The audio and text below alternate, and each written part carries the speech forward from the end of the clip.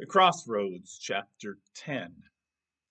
Tomas came home an hour and a half later with a bucket of fried chicken, a family portion of mashed potatoes, a big container of ice cream, and 4 DVDs from the rural library.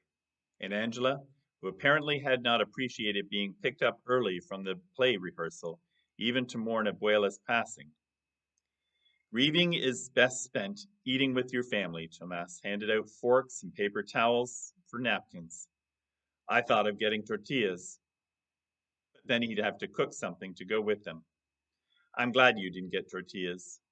No one's would compare. Jamie sighed as he bit into a drumstick. Even the chicken didn't taste as good as Abuela's, though she cooked hers differently. Do you know how to make her tortillas, Angela? No. Jamie waited for his cousin to say more, but she just picked bits off the chicken and piled it on her paper towel. I thought she showed you and Rosita. That time Maguel and I, she didn't. I'm sure your tortillas would be great, Tomas said, scooping a large forkful of mashed potatoes into his mouth. I don't know how to make her tortillas, so just leave me alone.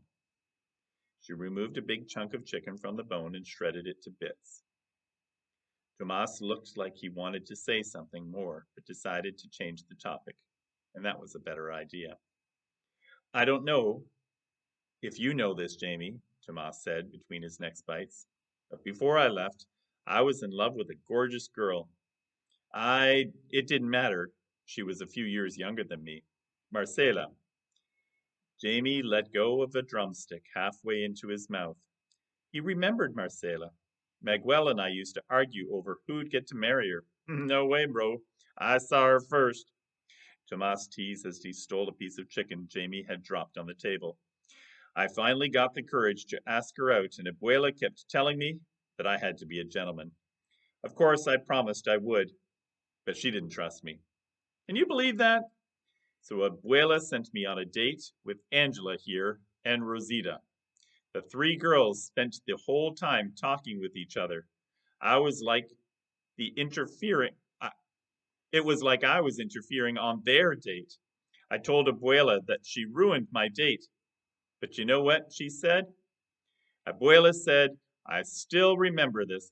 A family makes you who you are. If a girl doesn't like your family, she's never going to like you. Turned out Marcela and Rosita became best friends, but nothing ever happened between us. Not even a kiss. Do you remember that night, Angela? Marcela disappeared a few years ago. Angela ran her unused fork up and down the table until it scratched the surface. They said she got kidnapped. Tomas gasped. Jamie nodded. Those were the rumors when she got separated from her brother while trying to cross Mexico. No one had heard from her since. I didn't know. The table fell silent. Jamie knew what Tomas had been trying to do, remembering stories about Abuela, funny ones, embarrassing ones that kept her close to their minds and hearts instead of the ones that focused on the loss and grief. Jamie figured he could do the same. One time Abuela called Maguel and me. I'm done. Angela scooped up all the bits of chicken she picked off but hadn't eaten and gave them to Vida. Remember not to give her the bones. Do you want ice cream? Tomas asked. Chocolate caramel nut fudge. There's no room for it in the freezer, so poor us. We're going to have to eat it all. Tomas removed the lid and waved the container of gooey goodness in front of her face. I'm not hungry. She got up from the table and locked herself in the tiny bathroom. When Maguel died, Jamie said in a soft voice, she didn't speak for days. Tomas nodded before digging into more food. It was Abuela who thought everything could be solved with food.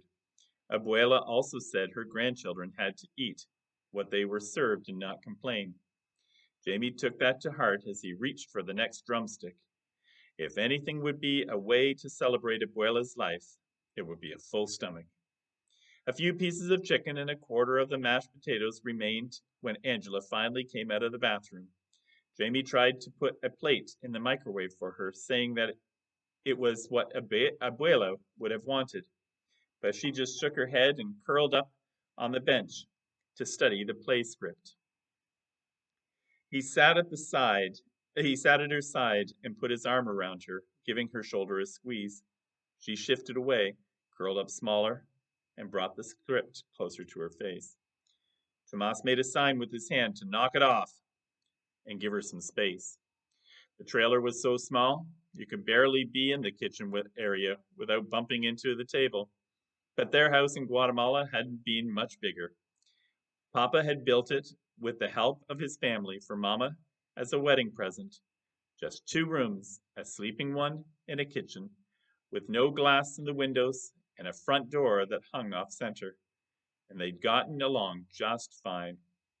Tomas took the remaining container of ice cream soup into the sleeping area. He and Jamie watched Guardians of the Galaxy on the TV DVD player Tomas had rigged from the trailer's low ceiling. Every few minutes, Jamie leaned over to check on Angela, and she remained curled tightly, nose in the script, and even maintained her distance from Vida, the world's best comforter after Abuela. Chapter.